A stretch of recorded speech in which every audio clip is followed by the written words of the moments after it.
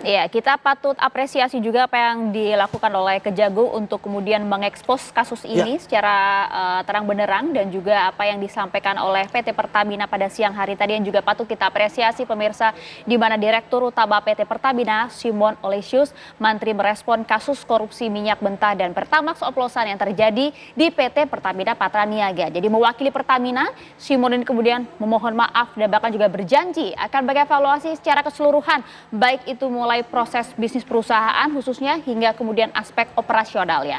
Jadi dalam konferensi persnya, Direktur Utama PT Pertamina Persero, Simon Aloysius Mantri menegaskan bahwa kasus yang kini menjerat PT Pertamina Patraniaga akan segera dituntaskan. Baik itu soal impor minyak mentah hingga isu Pertamax oplosannya. Menurutnya kasus ini memang benar-benar menjadi pukulan bagi perusahaan. Pertamina juga kemudian mendukung penuh langkah yang dilakukan oleh Kejaksaan Agung dalam mengusut dugaan pelanggaran hukum terkait dengan impor minyak mentah selama periode 2018 hingga 2023. Pertamina menyampaikan permintaan maaf atas kasus hukum tata kelola minyak mentah dan produk kilat.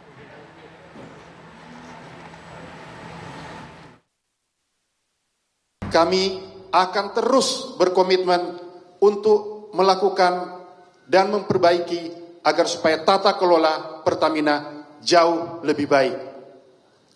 Pada kesempatan ini, saya sebagai pucuk pimpinan perusahaan juga akan berdiri di garis terdepan untuk memastikan agar Pertamina tetap menjadi kepercayaan dan kebanggaan rakyat Indonesia.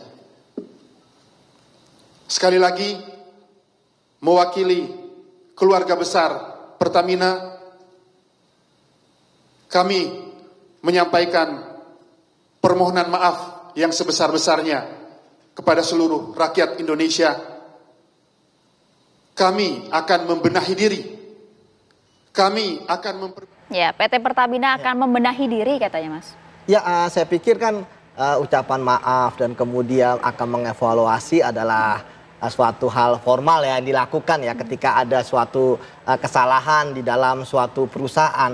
Tetapi kan kita masyarakat menginginkan lebih ya, bahwa harus mengakui diri mereka bahwa tata kelola sistem anti korupsi, anti fraud, ya, anti bribery itu gagal total. Gagal total Anda sampaikan? Iya, gagal total lah. Buktinya 4 tahun loh.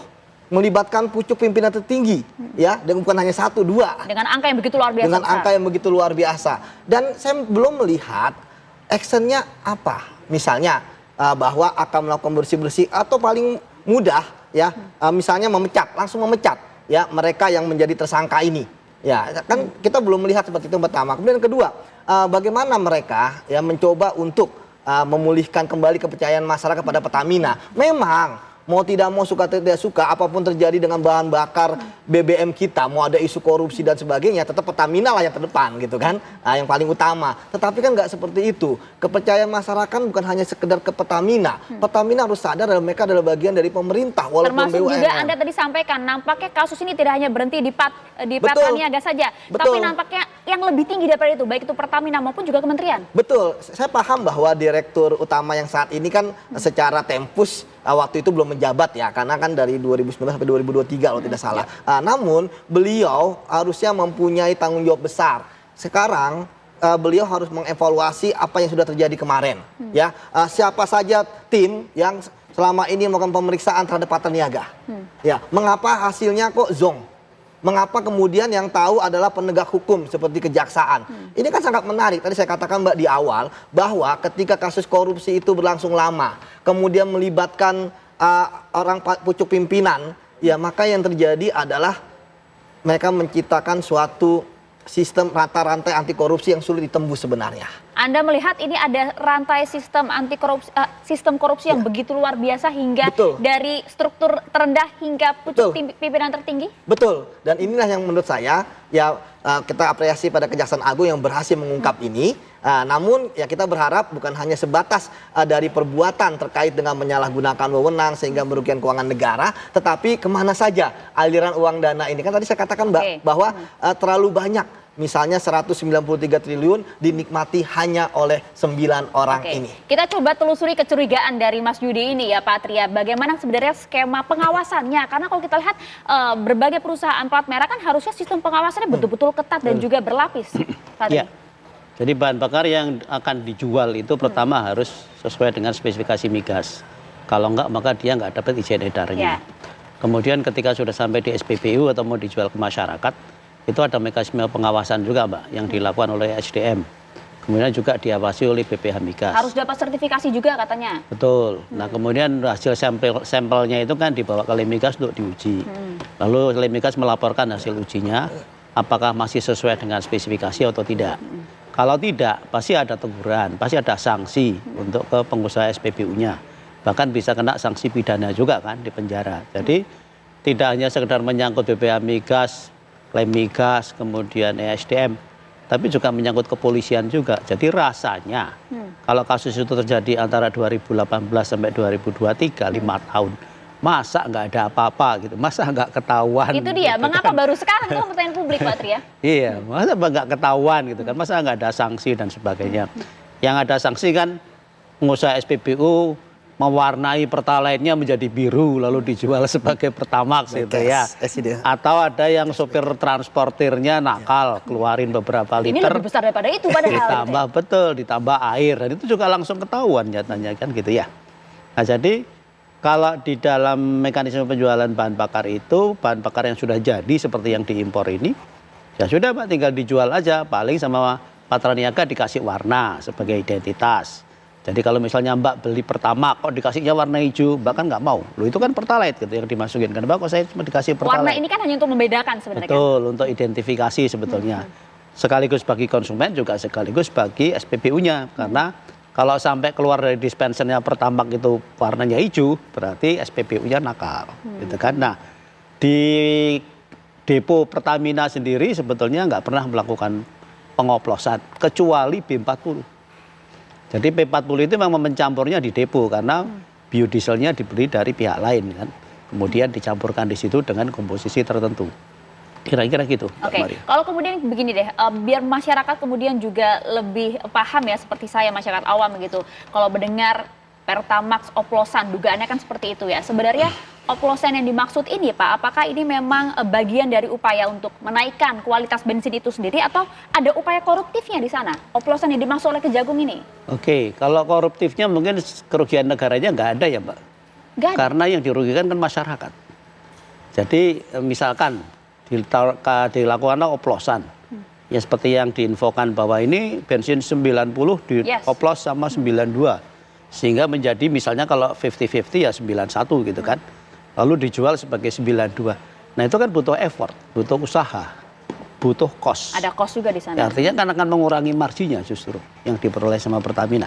Tapi kerugian terbesarnya kalau memang terjadi seperti itu, berarti masyarakat kan yang harusnya dapat 92, ini kok dapatnya cuma 91. Nah kalau dari sisi negaranya mungkin dari pengadaannya tadi.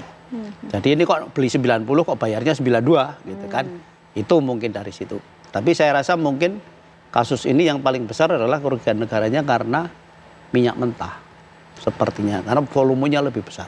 Dengan total angka yang begitu luar biasa ya. Betul. Jadi nampaknya banyak pihak di sini Mas Yudi. Iya, jadi saya melihat Mbak, apalagi sekarang nih ada klasmen Liga Korupsi Indonesia ya. Lagi viral kasus ini tiba-tiba dia menjadi urutan pertama dibandingkan kasus-kasus yang lain yang pernah kita bahas di sini juga. Jadi Mbak, memang kita belum tahu secara lebih detail ya. Namun bisa jadi bahwa pertama memang ada markup-nya.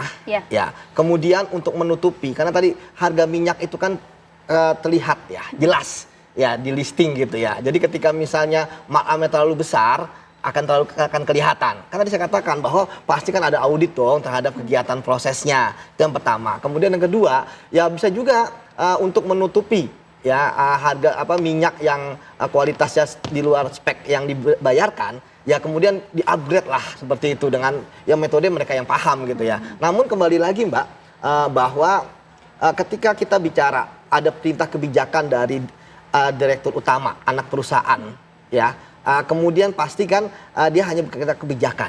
Pastikan ada orang yang mengadministrasikan, mendokumentasikan, menegosiasikan. Ya, berarti semua udah punya frame yang sama. Itu makanya saya katakan berani nggak direktur utama ya melakukan bersih-bersih, ya periksa semua orang-orang yang terkait keterlibatan kasus ini. Ya, Evaluasi tentu, dari tahun sebelumnya ya. iya, tentu kan dari Kejaksaan Agung tentu akan melakukan pemeriksaan ya. Oke, untuk kalau misalnya ingin normatif, oke lah masih menunggu dari Kejaksaan Agung, ya nonaktifkan dulu. Saya pikir itu yang ditunggu oleh masyarakat, bahwa ada keberanian selain tadi, apakah ada keberanian lebih dari sekedar menonaktifkan, ya kan? Jadi kalau hanya minta maaf, saya pikir itu kan juga sering viral di sosmed ya, minta maaf pakai materai gitu kan. Tapi kalau ini kan kita bicara lebih serius ya, kita bicara dengan kerugian negara yang sangat dahsyat.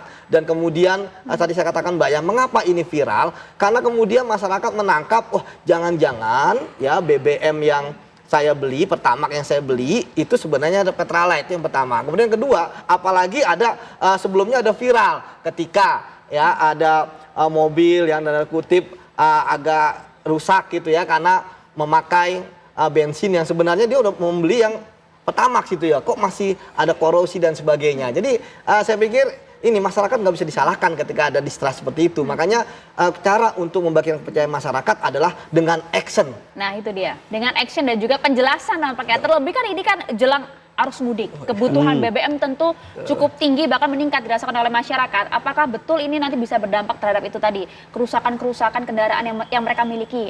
Kalau memang kemudian betul di setiap SPBU ini ron yang dijual tidak sesuai dengan spesifikasi Pak Tri. Dijawabnya saat lagi ya, tetap bersama kami di Apa Kabar Indonesia Malam.